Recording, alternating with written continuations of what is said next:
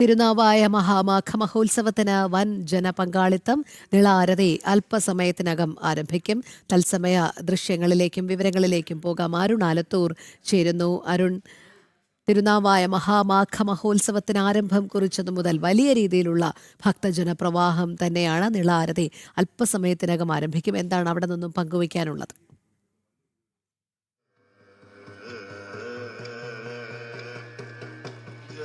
രോഹിണി, മഹാമാഘ മഹോത്സവം എന്ന കേരളത്തിന്റെ കുംഭമേളയുടെ 10ാം ദിനമാണ് ഇന്ന്. ഈ 10ാം ദിനത്തിൽ വലിയ ഭക്തജനങ്ങളുടെ പ്രവാഹമാണ് ഈ നിളാ നദിക്കരയിലേക്ക് നമുക്ക് കാണാൻ സാധിക്കുന്നത്. ഓരോ ദിവസം കഴിയും തോറും വലിയ രീതിയിൽ ഭക്തജനങ്ങൾ ഇങ്ങനെ ഒഴുകി എത്തുന്നു ഈ നിളാ നദിക്കരയിലേക്ക് എന്നുള്ളതാണ്. നവാമുകുന്ദ ക്ഷേത്ര പരിസരത്തെ ആ കൽപ്പാടവുകളെല്ലാം ജനസാഗരമായിട്ട് നിളയുടെ മറുകരയിലുണ്ടെങ്കിൽ നിളാ തീരത്ത് മധ്യവശത്തായിട്ടുള്ള മണൽത്തിട്ട ഭാഗം, അതിൻ്റെ ചുറ്റുവശത്തും ആളുകൾ, ഭക്തജനങ്ങൾ ഇങ്ങനെ ആവേശത്തോടെ കാത്തിരിക്കുകയാണ് ഈ നിള ആരതി കാണുന്നതിന് വേണ്ടി. ഏതായാലും നിള ആരതി ഭക്തജനങ്ങൾക്ക്, ഹിന്ദു വിശ്വാസികൾക്ക്, ഭാരതത്തിലെ സനാതനധർമ്മ വിശ്വാസികൾക്ക് എല്ലാവർക്കും അത് നമുക്ക് കൃത്യമായിട്ട് തന്നെ ജനം TV സ്ക്രീനിലൂടെ തത്സമയം കാണാൻ സാധിക്കും. അങ്ങനെ ജനം TV സ്ക്രീനിലൂടെ തത്സമയം കാണാൻ സാധിക്കുന്ന, എല്ലാ ദിവസവും വൈകുന്നേരം 6:30 ശേഷം ജനം TV സ്ക്രീനിലൂടെ കാണാൻ സാധിക്കുന്ന ആ മഹാമാഘ മഹോത്സവത്തിൻ്റെ ഈ ഒരു പ്രധാന ചടങ്ങ്, നിള സ്നാനമാണെങ്കിലും നിള ആരതി ആണെങ്കിലും ഒക്കെ കാണുന്നതിന് വേണ്ടി, അതിൽ ഭാഗവാക്കാവുന്നതിന് വേണ്ടി ഒരുപാട് ഭക്തജനങ്ങളാണ് ഇവിടേക്ക് ഒഴുകി എത്തിക്കൊണ്ടിരിക്കുന്നത് എന്നുള്ളതാണ്. ഏതായാലും 10 ദിനം ഇത് വളരെ വിജയകരമായിട്ട് തന്നെ പൂർത്തിയായിരിക്കുന്നു. പല വിധത്തിലുള്ള സർക്കാരിന്റെ ഭാഗത്തു നിന്നൊക്കെ തടസ്സങ്ങളൊക്കെ സൃഷ്ടിച്ചെങ്കിലും അതിനെയൊക്കെ മറികടന്ന് 10ാം ദിനത്തിലും ജനസാഗരം തന്നെ ഇവിടേക്ക് ഒഴുകി എത്തുന്നു എന്നുള്ളതാണ് ഇപ്പോൾ നമുക്ക് സ്ക്രീനിൽ കാണാൻ സാധിക്കും. BJPയുടെ മുൻ സംസ്ഥാന അധ്യക്ഷനായ K. സുരേന്ദ്രൻ ഉൾപ്പെടെ ഈ നിള ആരതിയുടെ ഭാഗവാക്കാവുന്നതിന് വേണ്ടി ഇവിടെ എത്തിയിട്ടുണ്ട്. എപ്പോൾ നേരത്തെ എത്തിയോ? കുറച്ച് സമയമായി, വൈകിട്ടെത്തി. വലിയ ഭക്തജന പ്രവാഹമാണ്. ഇന്നിപ്പോൾ 10ാം ദിനമാണ്. ആദ്യ ദിനത്തിലൊക്കെ കുറച്ച് ആളുകളെ ഉണ്ടായിരുന്നുള്ളൂ, ഒരു 1000-10,000 ഇപ്പൊ ലക്ഷങ്ങളാണ് ഇവിടേക്ക് ഒഴുകിയെത്തുന്നത്. എങ്ങനെ കാണുന്നത്? തീർച്ചയായിട്ടും കേരളത്തിലെ വലിയൊരു ദേശീയ നവോത്ഥാനം ശക്തിപ്പെടുന്നു എന്നുള്ളതിന്റെ തെളിവാണിത്. കഴിഞ്ഞ വർഷം നമ്മൾ ഭാരതത്തിലെ മഹാകുംഭമേള 144 വർഷത്തിന് ശേഷം നമ്മൾ ഭാരതം കണ്ടു.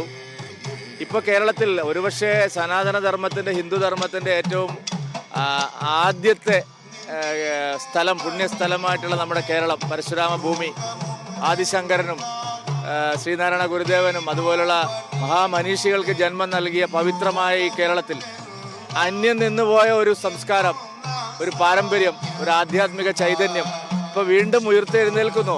ഈ നിളാതീരം വലിയ സാംസ്കാരിക ഔന്നത്യത്തിൻ്റെയും ആധ്യാത്മിക നവോത്ഥാനത്തിൻ്റെയും വിളനിലമായിരുന്നു. ഇവിടെ മഹാമാമാങ്കങ്ങൾ നടന്നിരുന്നു.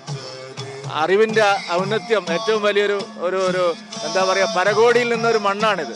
പിന്നീട് അധിനിവേശം പല രീതിയിൽ കേരളത്തെ കീഴടക്കി. നവോത്ഥാന നായകന്മാർ വിതച്ച വിത്തിട്ട മണ്ണിൽ നാസ്തികവാദികളും സെമിറ്റിക് മതങ്ങളുടെ മതമൗലികവാദികളുമെല്ലാം കേരളത്തെ മറ്റൊരു മണ്ണാക്കി മാറ്റി. ഇപ്പോൾ കേരളം പതിയെ അതിൻ്റെ തനത് സംസ്കാരം വീണ്ടെടുക്കുകയാണ്. ഒരു തനത് കേരളം ഉണ്ടായിക്കൊണ്ടിരിക്കുക. അതിൻ്റെ വലിയൊരു തുടക്കമാണ് ഇപ്പോൾ ഇവിടെ ഉണ്ടായിരിക്കുന്നത്. അതാണ് ലക്ഷങ്ങളെ ഇവിടെ ആകർഷിക്കുന്നത്. ഈ മണ്ണ് അത്ര പരിശുദ്ധമായിട്ടുള്ള, പവിത്രമായിട്ടുള്ള ഒരു മണ്ണാണ്.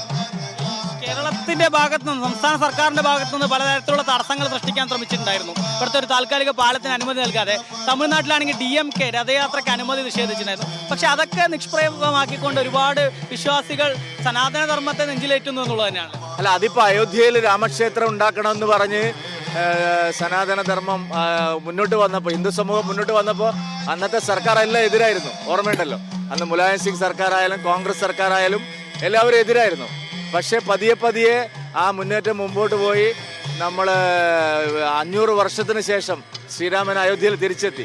അപ്പോൾ അവിടെ BJP സർക്കാർ വന്നു, അല്ലെങ്കിൽ യോഗിയുടെ സർക്കാർ വന്നു. അതുകൊണ്ട് കേരളത്തിൽ ഈ എതിർപ്പുകളൊക്കെ പ്രതീക്ഷിക്കുന്നതാണ്. അതുകൊണ്ട് അതൊരു പ്രശ്നമേ അല്ല.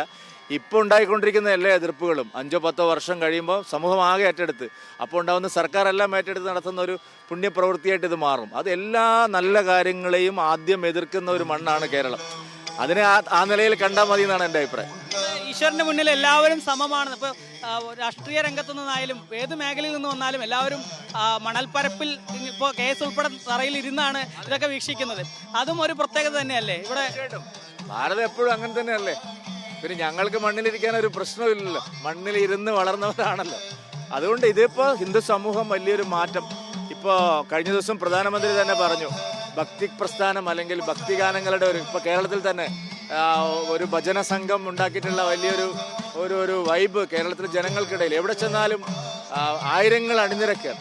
ഇപ്പോൾ ഒരു വലിയ ഒരു നാസ്തികവാദത്തിൽ നിന്ന് കേരളം തിരിച്ചു വരികയാണെന്നുള്ള ഒരു മെസ്സേജ് ഉണ്ട്. അതുകൊണ്ട് ജനങ്ങൾ ഇതിന് തയ്യാറായിട്ടാണ് വന്നിരിക്കുന്നത്.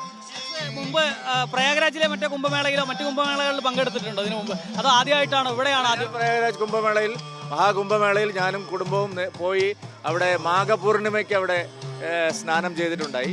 ഇതിപ്പോൾ ഒരു പുതിയ അനുഭവമാണ്. കേരളത്തിൽ നമ്മൾ ഇതൊരിക്കലും പ്രതീക്ഷിക്കാത്തൊരു അനുഭവമാണ്. അതിൻ്റെ ഒരു സന്തോഷം അഡീഷണൽ ആയിട്ടുണ്ട്. വളരെ നന്ദി. ഏതായാലും BJPയുടെ പാലക്കാട് വെസ്റ്റ് ജില്ലാ അധ്യക്ഷൻ കൂടെ ചേരുന്നുണ്ട്. എങ്ങനെയാണ് ഈ ഒരു നിലാരതി ഇവിടെ വളരെ ഈ അന്തരീക്ഷമൊക്കെ എങ്ങനെയാണ് കാണുന്നത്? വളരെ സന്തോഷകരമായ, മനസ്സിന് സുഖം തരുന്ന തരത്തിലുള്ള ഒരു അന്തരീക്ഷമാണ് അവിടെ ഉള്ളത്. സമീപ ജില്ലകളിൽ നിന്ന്, കേരളത്തിൽ നിന്നും കേരളത്തിൻ്റെ പുറത്തുനിന്നും ധാരാളം ആളുകൾ വന്നുകൊണ്ടിരിക്കുന്നു. എനിക്ക് മറ്റു കുംഭമേളകളിൽ പങ്കെടുക്കാൻ കഴിയാത്തൊരു സ്ഥിതി ഉണ്ടായിരുന്നു. എനിക്ക് ഇന്നത്തെ ഇവിടെ പങ്കെടുത്തതിൽ ഇവിടെ സ്നാനം ചെയ്യാനും അതിനുശേഷം ആരതി കാണുന്നതിനും വേണ്ടിയിട്ടാണ് ഞാൻ ഇവിടെ ഇരിക്കുന്നത്. ഇവിടെ കാണുന്ന സമയത്ത് വളരെ കൂടുതൽ ആളുകൾ, വ്യത്യസ്തമായുള്ള ആളുകൾ ഇവിടെ വന്ന് ഒരേ ലക്ഷ്യത്തോടു കൂടി, ഒരേ സങ്കല്പത്തോടു കൂടി ഇരിക്കുന്നു എന്നുള്ളത് വളരെ പ്രാധാന്യമുള്ളതാണ്. ഇവിടെ നമുക്ക് കാണാൻ കഴിയുന്നത് ഒരു പ്രത്യേക വിഭാഗം ആളുകൾ വരുന്നില്ല എന്നും നമുക്കാണ്. രാഷ്ട്രീയത്തിലെ ചില ആളുകളെ നമുക്കിവിടെ കാണാനേ കഴിഞ്ഞിട്ടില്ല. കഴിഞ്ഞ ദിവസങ്ങളിലൊന്നും ഞാൻ എത്തിയിട്ടില്ലെങ്കിലും വിവിധ രാഷ്ട്രീയ പാർട്ടികളെ നോക്കുമ്പോൾ ഒരുപക്ഷെ ദേശീയതയുമായി ബന്ധപ്പെട്ടുള്ള ആളുകളാണ് നിൽക്കുന്നത്. മറ്റൊരു കാര്യം കൂടി എനിക്ക് തോന്നിയത്, ഈ കുംഭമേള, ഇവിടുത്തെ കേരളത്തിലെ ഈ കുംഭമേള, ഇത് നമ്മുടെ പ്രധാനമന്ത്രി പറയുന്ന ഒരു സ്പിരിച്വൽ ടൂറിസത്തിനും വളരെ പ്രാധാന്യമുണ്ട്. ഇവിടെയുള്ള കടക്കാർ, ഇവിടെയുള്ള വീട്ടുകാർക്കൊക്കെ ഇപ്പോൾ വലിയ ഒരു വരുമാന സ്രോതസ്സായിട്ട് കൂടി ഇത് മാറിയിട്ടുണ്ട്. അപ്പോൾ വെറും ഭക്തി മാത്രമല്ല, അതോടൊപ്പം തന്നെ ജനങ്ങൾക്ക് ജീവിക്കാനുള്ളൊരു മാർഗവുമായിട്ടിത് മാറുന്നു എന്നുള്ളത്. ഇതിപ്പോൾ ഈ കുംഭമേള കഴിഞ്ഞാലും ഇനി ആളുകൾ, ഭക്തജനങ്ങൾ ഭാരതത്തിൻ്റെ വിവിധ പ്രദേശങ്ങളിൽ നിന്നും ലോകത്തിൽ നിന്നും ഇങ്ങോട്ട് വരുമെന്നുള്ള കാര്യത്തിൽ സംശയമില്ല. അത് ഈ സമീപത്തുള്ള കടക്കാർക്ക്, അതേപോലെ വീട്ടുകാർക്ക് ഒക്കെ വളരെ സാമ്പത്തികപരമായിട്ട് പോലും ഗുണം ചെയ്യുമെന്നുള്ളതുകൊണ്ട് ഇത് വളരെ നല്ലൊരു അനുഭവമാണ്, വളരെ നല്ലൊരു അനുഭൂതിയാണ്. ശരിക്ക് ദേവനെ നേരിട്ട് ദർശിച്ച ഒരു അനുഭവത്തിലാണ് ഇവിടെ ഇരിക്കുന്നത്. വളരെ സന്തോഷമാണ്. ഏതായാലും നിലാ സ്നാനമൊക്കെ കഴിഞ്ഞ് ഈ ആരതിക്ക് വേണ്ടി KS ഉൾപ്പെടെയുള്ള ആളുകൾ ഇങ്ങനെ കാത്തിരിക്കുകയാണ്. ഒരുപാട് ആളുകൾ ഒഴുകി എത്തുന്നു ഈ മണ്ണിലേക്ക് എന്നുള്ളതാണ്. സമൂഹത്തിൻ്റെ വിവിധ മേഖലകളിൽ നിന്നുള്ള ആളുകൾ, വിവിധ കോണുകളിൽ നിന്നുള്ള ആളുകളൊക്കെ ഒഴുകി എത്തുന്നു. അവരൊക്കെ ആവേശത്തോടെ കാത്തിരിക്കുന്നത് ഈ നിലാ സ്നാനത്തിൽ ആദ്യം പങ്കെടുക്കുന്നു, അതിനുശേഷം നിലാ ആരതിയുടെ ഭാഗവാക്കാവുന്നു. നിലാ ആരതി നമുക്കറിയാം, കാശിയിൽ നിലാ ആരതി നടത്തുന്ന പണ്ഡിറ്റുകളുടെ നേതൃത്വത്തിൽ തന്നെയാണ് ഇവിടെയും ഈ ആരതി ചടങ്ങുകൾ നടക്കുന്നത്. അതുകൊണ്ട് തന്നെയാണ് അതിന് ഇത്രത്തോളം പ്രത്യേകത. ആ ഒരു രീതിയിൽ നമുക്കൊക്കെ മുൻപ് സ്ക്രീനിലൂടെ മാത്രം കണ്ടിട്ടുള്ള ആ നിള ആരതി ചടങ്ങുകൾ അത് തത്സമയം ഇങ്ങനെ കാണാൻ കഴിയുന്നു എന്നുള്ളത് കൊണ്ട് തന്നെ വലിയ രീതിയിൽ ആവേശത്തോടുകൂടെ എല്ലാവരും കാത്തിരിക്കുന്നു എന്നുള്ളതാണ് നമുക്കിവിടെ കാണാൻ സാധിക്കുന്നത്. ഏതായാലും ഒരുപാട് വിവിധ മേഖലകളിൽ നിന്നുള്ള ഒരുപാട് ആളുകൾ ഇവിടെ ഉണ്ട്. അവരുടെയൊക്കെ കുറച്ചുകൂടി പ്രതികരണങ്ങളിലേക്ക് നമുക്ക് കടക്കാമെന്നാണ് തോന്നുന്നത്. ഇവിടെ എത്തിയ ആളുകളുടെ ആ ഒരു മാനസികാവസ്ഥ, അവരെത്രത്തോളം ഇവിടെ ആ ഒരു എങ്ങനെയാണ് ഇത് കാണുന്നത് എന്നുള്ളത്. എങ്ങനെയുണ്ട് ഈ ഒരു? അടിപൊളിയായിട്ടുണ്ട്. ഭയങ്കര എന്താ പറയുക, ഈ ആരതി കാണാൻ വേണ്ടിയിട്ട് കോഴിക്കോട്ടിൽ നിന്ന് വന്നതായിരുന്നു. അടിപൊളി, ഭയങ്കര ഹാപ്പിയായി. സ്നാനമൊക്കെ നടത്തി? ഓ, സ്നാനം നടത്തി. നന്നായിരുന്നു, ഭയങ്കര അനുഭൂതിയായിരുന്നു. നമ്മൾ വാരാണസി കുംഭമേളയിൽ പോയിട്ടുണ്ടായിരുന്നു. പക്ഷേ ഇവിടെ വന്ന് സ്നാനം ചെയ്യാനുള്ളൊരു ഭാഗ്യം ദൈവം ഇതിൻ്റെ മുമ്പിൽ ഇരുത്താനുള്ള ഭാഗ്യവും ഭയങ്കരമായിരുന്നു. ദൈവത്തോട് എപ്പോഴും നന്ദി പറയുന്നു. എങ്ങനെയാണ് ഈ ഒരു അന്തരീക്ഷം എങ്ങനെയാണ് കാണുന്നത്? എന്താ പറയുക, ഒരു വല്ലാത്തൊരു അനുഭൂതിയാണ്. കാരണം എത്രയോ തലമുറകൾ കടന്നുപോയൊരു സ്ഥലത്ത് കൂടെ നമ്മൾ നടന്നു പോകുമ്പോൾ മാനസികമായിട്ട് വല്ലാത്തൊരു സുഖം. കുറച്ച് ദിവസമായിട്ട് ഇവിടെ തന്നെ ഉണ്ട്. തീർച്ചയായിട്ടും ഇന്നത്തെ പ്രത്യേകത എന്താ വെച്ചാൽ ഇന്നൊരു കളരിയോടനുബന്ധമായിട്ടുള്ളൊരു ദിവസമാണ്. കാരണം വെച്ചാൽ ഇന്ന് കളരിയുടെ അനുഷ്ഠാനങ്ങളും കളരിപ്പയറ്റ് എന്ന് പറയുന്നത് എല്ലാവരും കാണുന്നത് അഭ്യാസമുറ മാത്രമാണ്. പക്ഷേ ഇന്നിവിടെ കളരിയിൽ അന്തർലീനമായി കിടക്കുന്ന വലിയ പൂജകളുടെ നമ്മളുടെ പൂർവികർ ആചരിച്ചു പോന്നിരുന്ന പിൻകാലത്ത് ആചരിച്ച യുദ്ധമുറകളും അതുപോലെ തന്നെ ബാലിസുഗ്രീവ താവയുള്ള യുദ്ധമുറകൾ പൂജാകർമ്മങ്ങളായിരുന്നു ഇന്ന് ഇവിടെ നടന്നത്. അന്ന് രാവിലെ 11 മണി മുതൽ തുടങ്ങിയതാണ്.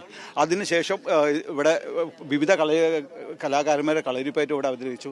അതുകൂടാതെ ഞാൻ കഴിഞ്ഞ വർഷം പ്രയാഗ്രാജിൽ പോയതായിരുന്നു. അതേ അനുഭൂതി തന്നെയാണ്. ഫസ്റ്റ് കൊല്ലം തന്നെ ഇങ്ങനെ ഒരു അനുഭൂതി ഇവിടെ വന്നിട്ടുണ്ട്. തീർച്ചയായിട്ടും വരും കാലങ്ങളിൽ തീർച്ചയായും ജനസമുദ്രം തന്നെ ഇവിടെ ഉണ്ടാവും. ഇതൊരു ശരിക്കൊരു ഡൈവേഷൻ തന്നെയാണ്, ജനങ്ങളുടെ ഒരു ഡൈവേഷൻ തന്നെയാണ്, ഹിന്ദുമതത്തിൽ ഉണ്ടാക്കുന്ന ഒരു ഡൈവേഷൻ തന്നെയാണ്. ഇതിൽ പുറകിലിരുന്ന എല്ലാ സ്വാമിമാർക്കും എല്ലാ പ്രവർത്തകർക്കും 1000 നന്ദി രേഖപ്പെടുത്തുന്നു. നമ്മുടെ കൂട്ടായ്മ ഉണ്ടാക്കുന്ന വലിയൊരു പ്രതീകമാണ് ഇതാണ് ഞാൻ കാണുന്നത്.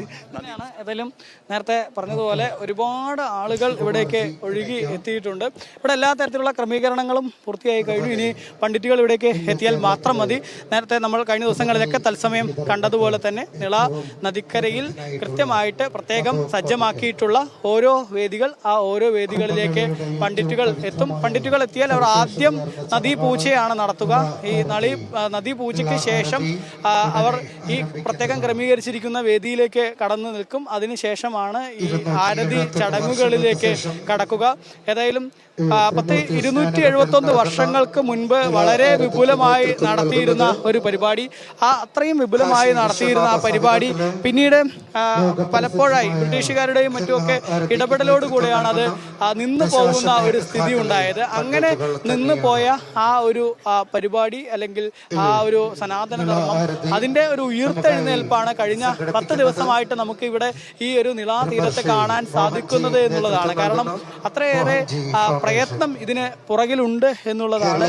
പല തരത്തിലുള്ള വിഷമതകൾ ഇവർ സംഘാടകരെ സംബന്ധിച്ചിടത്തോളം അവർക്ക് നേരിടേണ്ടി വന്നു എന്നുള്ളതാണ്. കാരണം പലപ്പോഴും അവർ ഈ പരിപാടിക്ക് വേണ്ടി ശ്രമിച്ചപ്പോൾ താൽക്കാലിക പാലത്തിന്റെ ഉൾപ്പെടെ നിർമ്മാണമൊക്കെ തടയുന്ന സാഹചര്യം സംസ്ഥാന സർക്കാരിന്റെ ഭാഗത്തു നിന്ന് ഉണ്ടായി. അതിനുശേഷം തമിഴ്നാട് സർക്കാരിന്റെ ഭാഗത്തു നിന്ന് രഥയാത്രയ്ക്ക് അനുമതി നിഷേധിക്കുന്ന സാഹചര്യം ഉണ്ടായി. പക്ഷെ അതിനെയൊക്കെ മറികടന്നുകൊണ്ടാണ് ഇവിടെ ഇത്രയേറെ ആളുകൾ എത്തിയിരിക്കുന്നത് എന്നുള്ളതാണ്. കാരണം അതിനെയൊക്കെ മറികടന്ന് സംഘാടകരുടെ ആ ഒരു നിശ്ചയദാർഢ്യം, തങ്ങൾ തീരുമാനിച്ചതുപോലെ തന്നെ ഈ പരിപാടി സംഘടിപ്പിക്കുമെന്നുള്ള അവരുടെ വാക്കുകൾ, അതിനുശേഷമാണ് ഇപ്പോൾ ഈ 10ാം ദിനത്തിലും അവർ എങ്ങനെയാണോ പറഞ്ഞത് അതിനേക്കാൾ വളരെ വിപുലമായി തന്നെ സംഘടിപ്പിക്കപ്പെട്ടിരിക്കുന്നു. ശരി അരുൺ, എന്തായാലും നമുക്ക് ആ നിള ആരതി അല്പസമയത്തിനകം ആരംഭിക്കും. അത് പ്രേക്ഷകരിലേക്ക് എത്തിക്കേണ്ടതുണ്ട്. അതിനു മുൻപ് വളരെ പെട്ടെന്ന് ഒരു ചെറിയ ഇടവേള.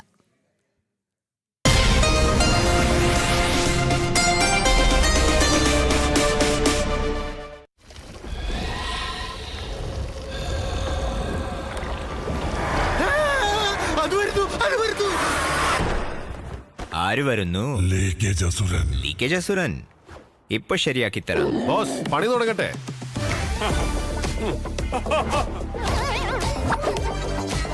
IndiGo protect plus complete waterproofing solution. ലീക്കേജിനെ ഇനി ലോക്ക് ചെയ്യൂ. വിശ്വാസത്തിന്റെ 36 വർഷങ്ങൾ. യഥാർത്ഥ ഓഫറുകളുടെ മെഗാ ഷോപ്പിംഗ് ഫെസ്റ്റ് ജനുവരി 24 മുതൽ 31 വരെ. പിട്ടാപ്പിള്ളിൽ ലെഗസി ഫെസ്റ്റ്.